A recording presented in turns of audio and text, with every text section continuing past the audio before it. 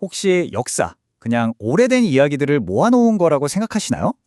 근데 사실은요, 역사는 우리가 의식하지도 못하는 사이에 지금 우리가 쓰는 말, 우리가 하는 생각, 이 모든 걸 만들어내는 엄청난 힘입니다. 자, 이게 무슨 얘기인지 한번 제대로 파헤쳐보죠.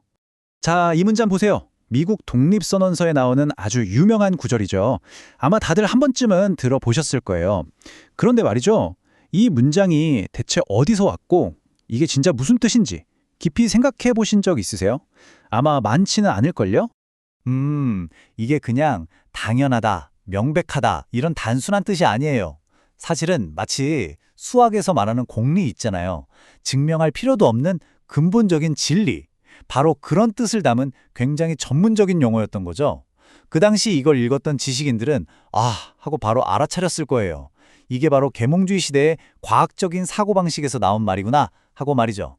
자, 여기서 시카고 대학의 에이다 팔머 교수 얘기를 좀 해볼게요. 이분의 핵심 주장이 뭐냐면요.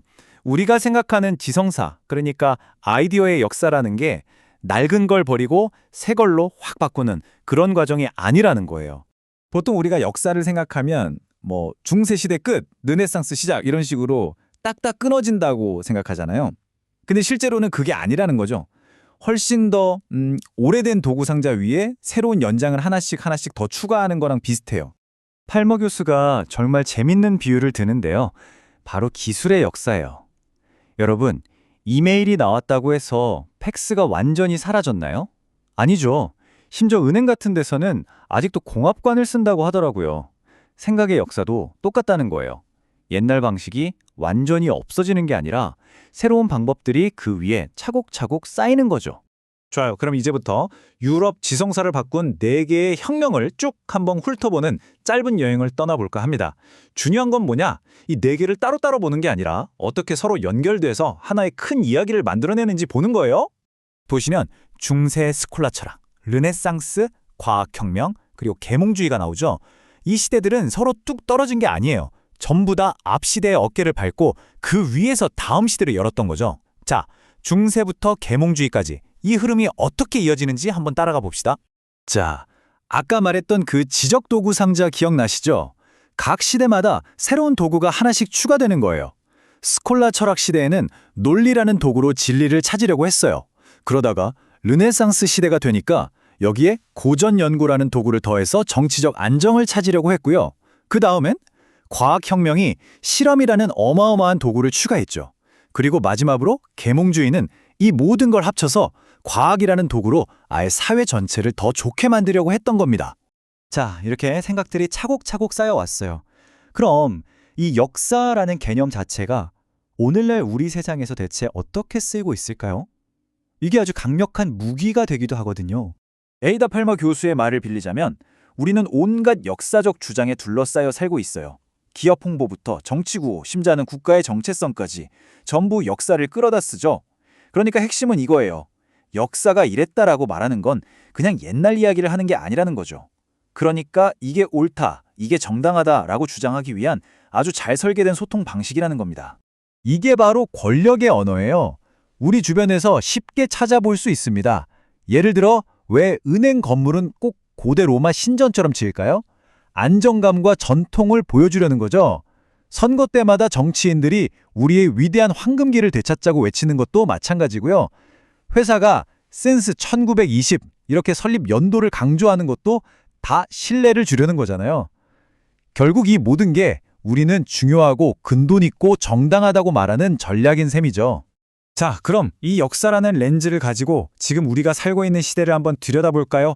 요즘 정말 혼란스럽고 불안하잖아요. 역사가 여기에 대한 힌트를 줄 수 있습니다.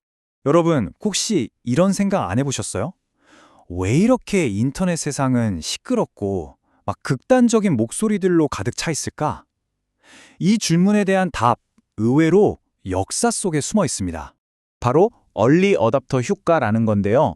이게 뭐냐면 어떤 새로운 정보 기술이 딱 나타나잖아요. 그럼 그걸 제일 먼저 쓰는 사람들은 기존 시스템에서는 목소리를 제대로 못 냈던 사람들인 경우가 많다는 거예요. 사회운동가일 수도 있고 아니면 그냥 특이한 취미를 가진 사람들일 수도 있고 심지어는 극단주의자들일 수도 있죠. 기존의 방식에 불만이 많았던 사람들이 새로운 소통 창구를 가장 먼저 찾아 나서는 겁니다. 근데 이게 되게 놀라운 게 뭐냐면요. 지금 우리가 인터넷 때문에 겪는 혼란이 사실 1500년대에 인쇄술이 처음 나왔을 때랑 판박이라는 거예요. 가짜뉴스가 판친다고 불안해하는 거, 그동안 억눌려 있던 목소리들이 갑자기 막 터져 나오는 거, 그래서 이거 검열해야 한다는 목소리가 여기저기서 나오는 것까지. 정말 똑같죠? 그러니까 역사를 보면 이런 생각을 할 수 있어요. 아, 우리가 처음이 아니구나. 인류는 이런 혼란을 한번 겪어봤구나 하고요. 자, 이제 오늘 이야기의 하이라이트라고 할 수 있는 아주 재미있는 일화 하나를 들려드릴게요. 정말 사소한 발견 하나가 어떻게 세상을 뒤집는 거대한 생각의 변화로 이어질 수 있는지 아주 잘 보여주는 이야기입니다. 이야기의 배경은 이렇습니다. 옛날, 그러니까 아리스토텔레스 같은 고대 철학자들이 세상을 보던 방식인데요. 모든 것에는 위계 질서가 있다고 믿었어요.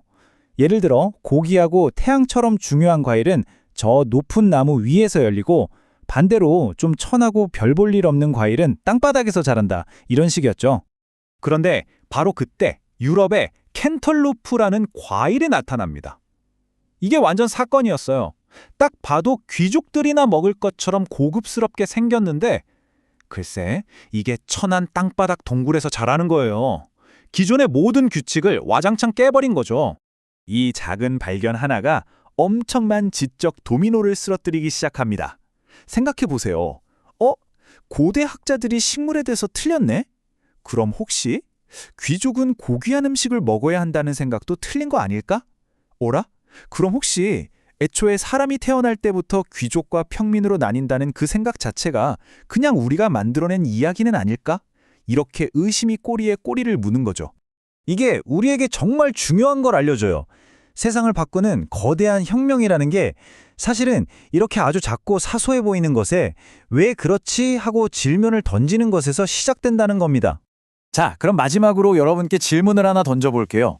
오늘 우리가 당연하게 여기는 것들 속에 숨어있는 작은 모순들.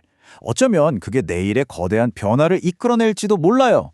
과연 우리 시대의 캔털루프는 무엇일까요?